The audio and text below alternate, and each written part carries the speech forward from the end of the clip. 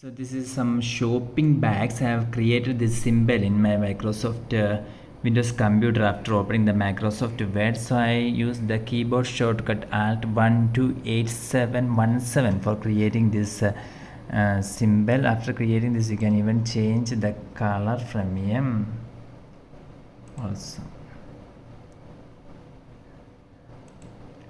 Okay, I'll show you how to create this shopping bags. First, you must go to your keyboard. This is the number lock. You must press this number lock. Now we have enabled the number lock. Now you can see the Alt key on the left side of the space bar. You must press this Alt key. You do not remove your finger from this Alt key.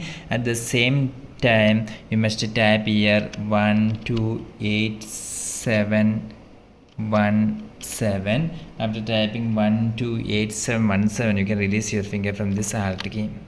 So now you can see that we have created this symbol, that is shopping bag symbol, and you can even change the color after selecting from here, and you can simply change the color from here.